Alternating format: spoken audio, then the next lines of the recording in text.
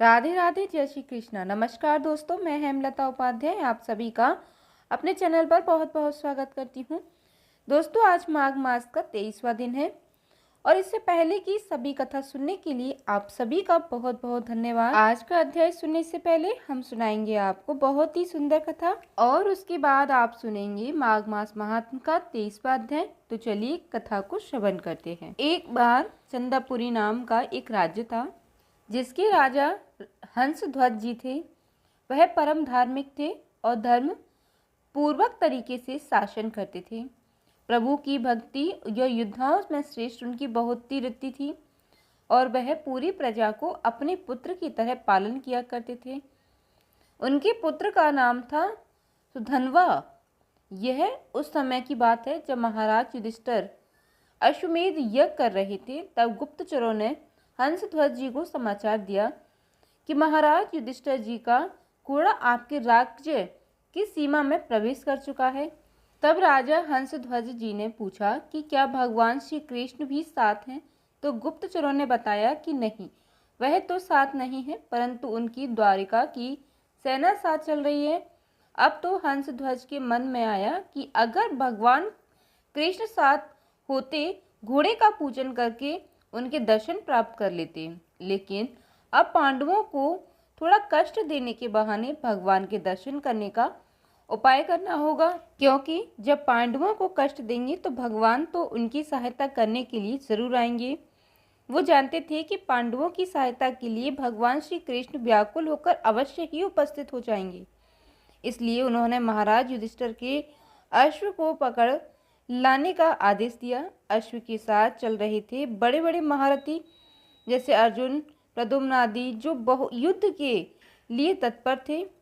अश्व को पकड़ते ही हंसध्वज ने हर्षपूर्वक युद्ध का जयघोष किया और तुरंत अपनी सेना को उपस्थित होने का आदेश किया। उन्होंने साथ ही यह भी आदेश किया कि अगर किसी ने थोड़ी भी देर की तो उसे खोलते हुए तेल की एक बड़ी कढ़ाई में डाल दिया जाएगा। नगाड़े की ध्वनि पूरी होते होते पूरी सेना नगर के बाहर आ जानी चाहिए। स्वयं गजराज पर चढ़कर हंसध्वज भगवान श्री कृष्ण को मानसिक प्रणाम करके अर्जुन जी से युद्ध करने के लिए आगे बढ़े। राजा की आज्ञा सुनकर सारे सैनिक ठीक समय पर उपस्थित हो गए। राजा के आदेश के अनुसार वहीं पर एक बड़ी कढ़ाई में खौलता हुआ तेल डालकर रखा जाने लगा। अगर कोई देरी करेगा तो उसी को पकड़कर कढ़ाई में डाल दिया जाएगा। जितने भी वीर योद्धा थे वह तुरंत सारे उपस्थित हो गए, पर राजा के अपने पुत्र सुधन्वा जी समय पर नहीं आए। सुधन्वा जी भगवान के बहुत बड़े भक्त थे और हर समय नाम जप किया करते रहते थे। जैसे ही युद्ध की घोषणा हुई तो वह अस्त्र शस्त्रों से सुसज्जित होकर अपनी माता के पास गए और प्रणाम करते हुए कहने लगे, माँ, आज मेरे जीवन का परम लाभ उपस्थित हुआ है, क्योंकि आज मुझे अर्जुन से युद्ध करना है। आज युद्ध कौशल के द्वारा उनके ऐसा तृप्त और व्याकुल करूंगा कि उनके सारथी भगवान श्री कृष्ण की हमारे ऊपर कृपा दृष्टि पड़े। हो सकता है माँ कि मैं युद्ध में वापस ही ना आ जाऊं।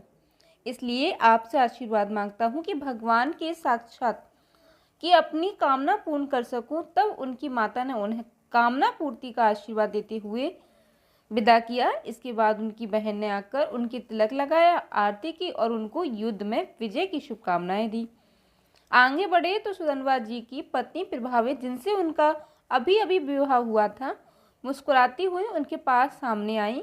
सुधन्वा जी को युद्ध के लिए तैयार देकर कहने लगी, स्वामी जी, जानती हूँ कि आज आप महाबली महारथी अर्जुन जी से युद्ध करने जा रहे हैं और यह भी जानती हूँ कि वहाँ से वापस आपका आना असंभव है, पर इतनी कृपा तो कर दो कि आपके बाद आपको जलांश देने वाला कोई तो हो।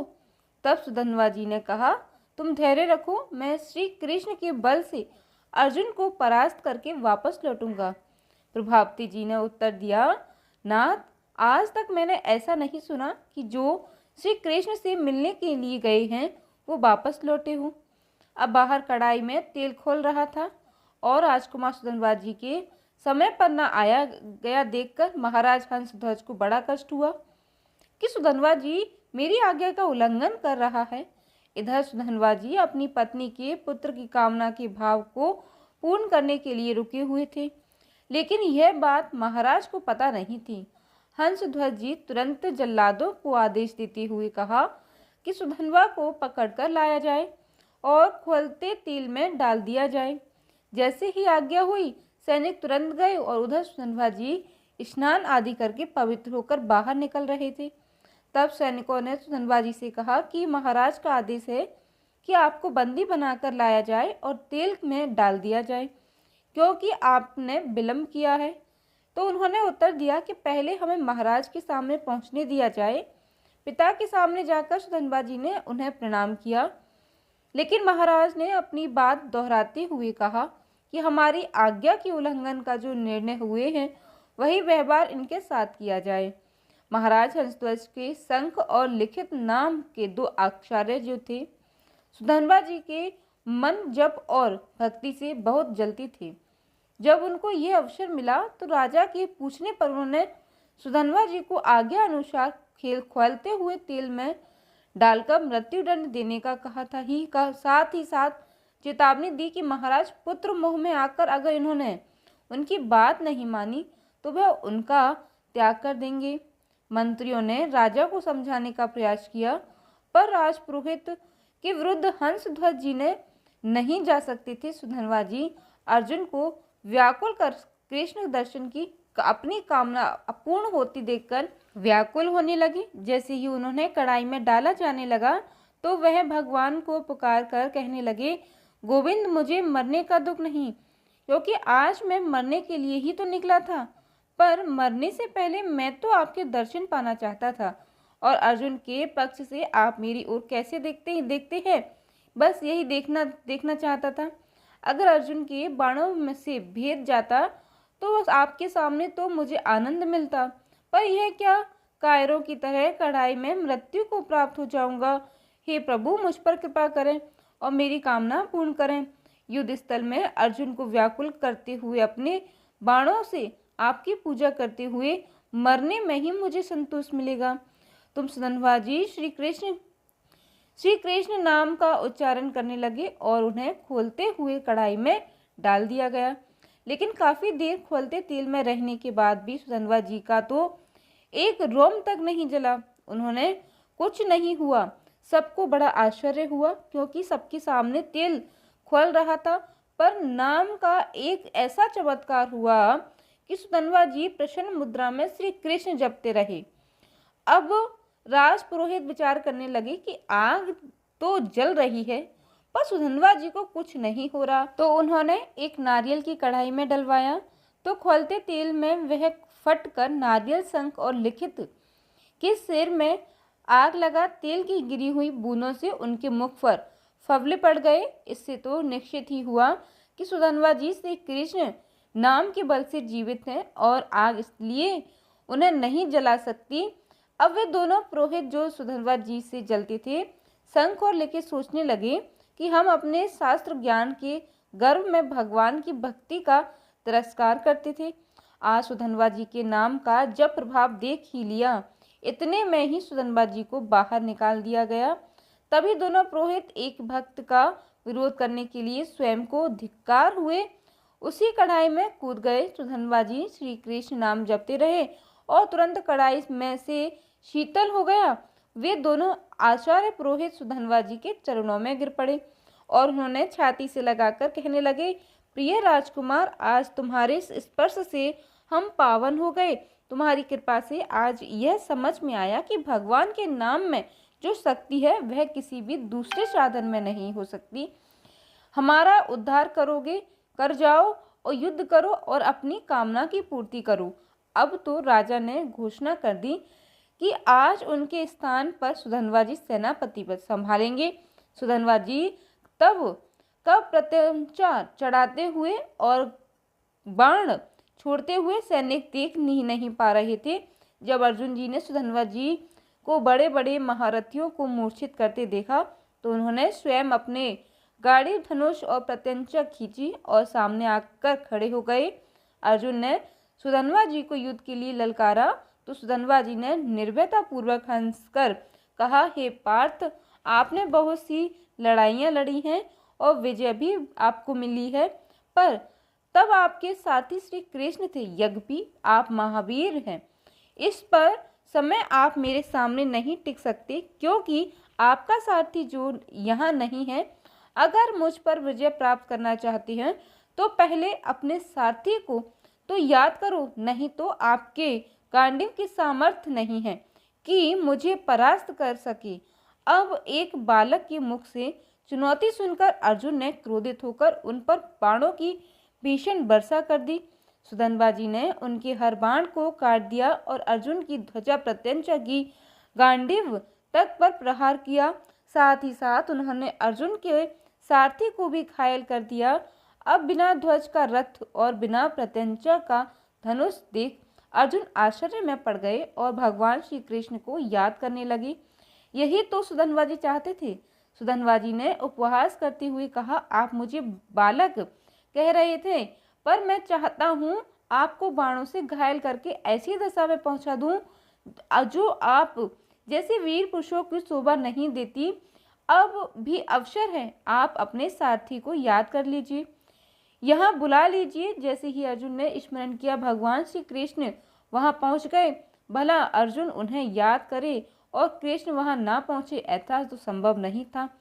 तब उन्होंने मूर्छित सारथी को हटाकर अर्जुन के रथ को संभाल लिया। सुधनवाजी की कामना पूर्ण हुई। उनकी आशा पूर्ण होने पर अपने रथ पर से उतरकर भगवान के सामने प्रणाम मुद्रा में होकर अपने आराध्य देव का दर्शन किया और फिर दोबारा रथ में आकर अर्जुन को पुकारते हुए कहने लगे, हे पार्थ, अब संकोच मत करना, अब तुम्हारी विजय होगी। मुझे हराने के लिए तुम्हें पुरुषार्थ दिखाना ही होगा। अर्जुन ने कहा, वीर, आज मैं तुम्हारे मस्तक को 3 बाणों से गिरा अंग अगर कर दूंगा।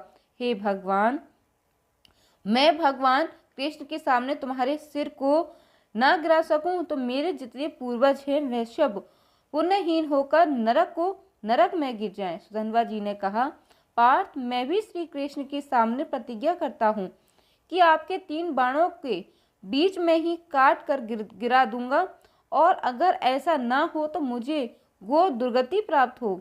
इसके बाद सुधनवाजी ने 10 बाणों से अर्जुन, 100 बाणों से भगवान कृष्ण की एक साथ पूजा की साथ ही उन्होंने एक बाण से रथ के को 100 कदम दूरी गिरा दिया। श्री कृष्ण बोले, धन्य है अर्जुन, देखो सुधनवा कितना महाबली है, समस्त ब्रह्मांड को भार लिए है मैं बैठा हूँ, फिर भी तुम्हारे सहित मुझे 100 हाथ दूर फेंक दिया।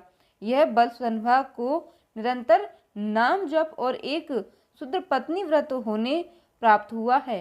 अब अर्जुन ने दिव्यास्त्र का साधन किया और बाण पे काल को विराजमान किया। तब श्री कृष्ण ने कहा, मैंने गोवर्धन पर्वत उठाकर जो गोप गोपी की रक्षा की थी उससे प्राप्त पुण्य में इस अस्त्र पर विराजमान करता हूँ। और फिर अर्जुन ने सुधनवाजी से कहा, बच्चों, यह काल का बाण है। सुधनवाजी ने उत्तर दिया, मेरे पास कृष्ण नाम का बाण है जो काल का भी महाकाल है। अब एक तरफ भगवान और दूसरी तरफ भगवान का नाम। सुधनवाजी ने जोर से उच्चारण किया, जय श्री कृष्ण, और उस बाण के देखते ही देखते टुकड़े टुकड़े कर दिए। भगवान ने अर्जुन से तुरंत दूसरा बाण निकालने को कहा। उस पर अपनी बहुत सी शक्तियों का संधान किया। भगवान दिखाना चाह रहे थे कि उनके नाम के आगे अपनी अपनी शक्तियां, सकृत और पुण्य भी काम नहीं करते, इसलिए भगवान अपने नाम के अधीन हो जाते हैं। सुधनवाजी ने अर्जुन से कहा, अर्जुन, अगर मैं इस बाण के टुकड़े ना कर दूं तो अरुंधति सहित महर्षि वशिष्ठ और ब्रह्मा हत्या का पाप मुझे तुरंत लगे। ऐसा कहते हुए सुधनवाजी ने गोविंद कृष्ण नाम लेते हुए बाण मारा तो अर्जुन द्वारा चलाए गए भगवान की शक्तियों से संपन्न बाण के 5 टुकड़े हो गए। अर्जुन को निरुत्तरा किया और अर्जुन से कहा, अब बाण संधान करो। भगवान ने कहा, मेरे राम अवतार में एक पत्नी व्रत होने के सारे सुकृत अब इस बाण पर विराजमान करता हूँ। फिर उन्होंने ब्रह्मा जी को बाण के पिछले भाग और काल के अगले भाग पर विराजमान होने का आदेश दिया और अर्जुन से बाण चलाने को कहा। सुधनवाजी ने अर्जुन से कहा, अब भी संशय है तुम्हें? देखो तुम्हारी विजय के लिए भगवान क्या कर रहे हैं। अब कोई प्रतिज्ञा करो इस बाण को बचाने के लिए।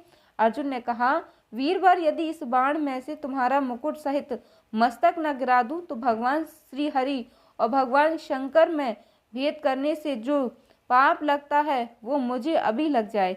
सुधन्वा जी ने कहा, मैं यदि इस बाण को न काट दूं तो काशी में मणिकर्ण का घाट पर शिव विग्रह को पैर मारने से जो पाप लगता है वह मुझे तुरंत लगे। अब तो दोनों भगवत भक्तों ने बड़ी बड़ी प्रतिज्ञाएं कर ली, अपने अपने बाण छोड़े।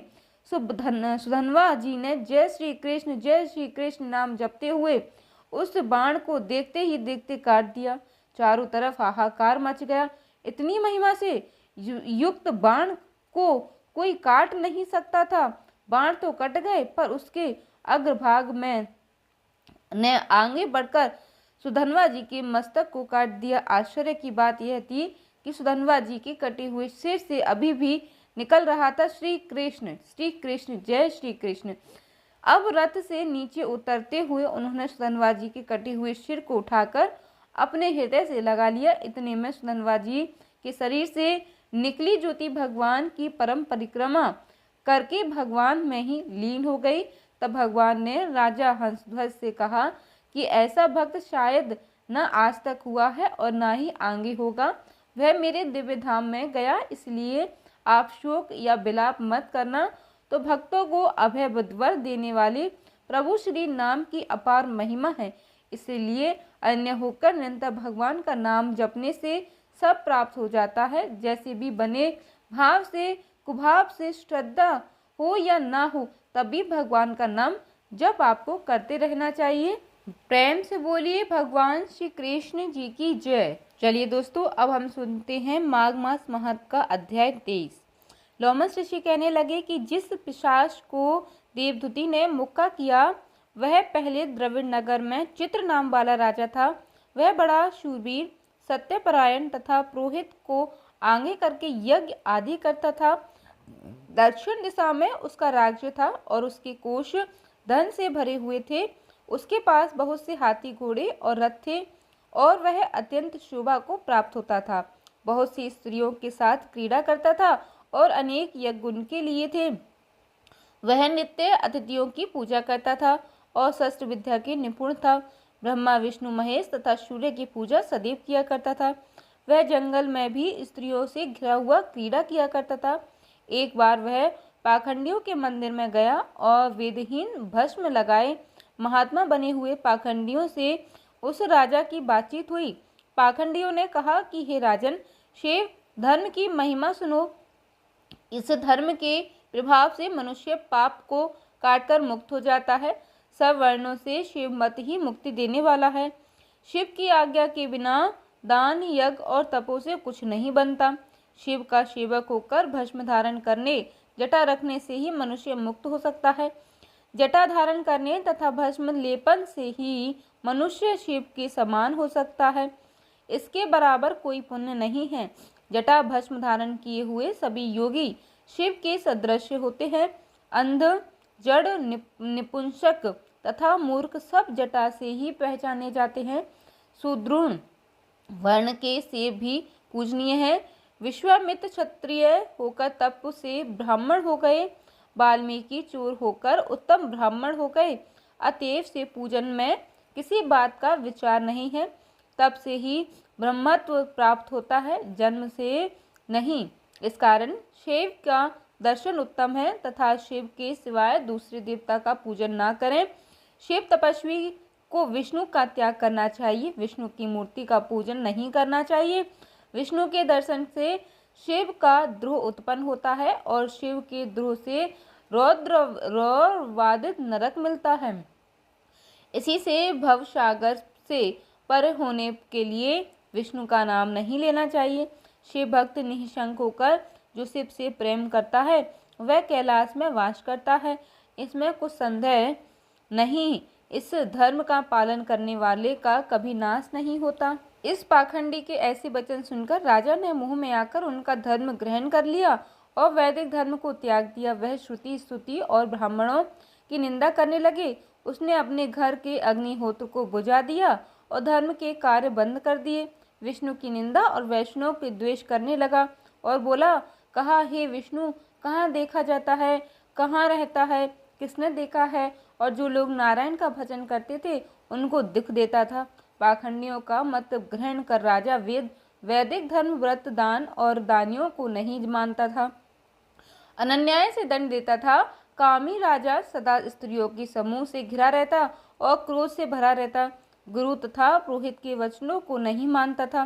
पाखंडियों पर विश्वास करता हुआ उसको गांव, हाथी, घोड़े और स्वर्ण आदि देता था। उनके सब कार्य करता था।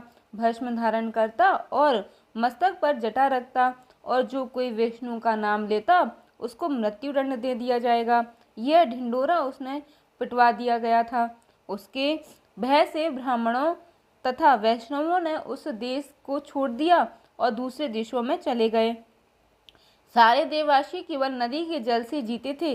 जीविका से दुखी होकर वृक्ष आदि नहीं लगाते थे, ना ही खेती बाड़ी करते थे। प्रजा अन्न के अभाव से गला सड़ा अन्न भी न खा लेती थी। आचार विचार, अग्नि क्रिया सबको छोड़कर काल रूप की तरह वह राजा शासन करता था। कुछ काल पश्चात उस राजा की मृत्यु हो गई और वैदिक रीति से उसकी क्रिया भी नहीं हो की गई। यह है यमदूतों से अनेक प्रकार के दुख उठाता रहा। कहीं लोहे की कीलों से चलना पड़ा, कहीं जलते अंगारों पर चलना पड़ा। जहाँ सूर्य अति तीव्र था और न कोई छाया का वृक्ष था, कहीं लोहे के डंडों से पीटा गया, कहीं बड़े बड़े दांतों वाले भेड़ियों और कुत्तों से काटा गया। इस प्रकार दूसरे पापियों का हाहाकार सुनता हुआ वह राजा यमलोक में पहुंचा। इसी प्रकार दोस्तों, आज की कथा में माघ मास महत्व का 23वां अध्याय पूर्ण हुआ। आज की कथा में बस इतना ही। आगे की कथा हम अगले अध्याय में सुनेंगे। कथा सुनने के लिए आप सभी का तहे दिल से बहुत बहुत धन्यवाद। कमेंट करने के लिए बहुत बहुत धन्यवाद। जय माता दी दोस्तों, धन्यवाद। राधे राधे, जय श्री कृष्ण।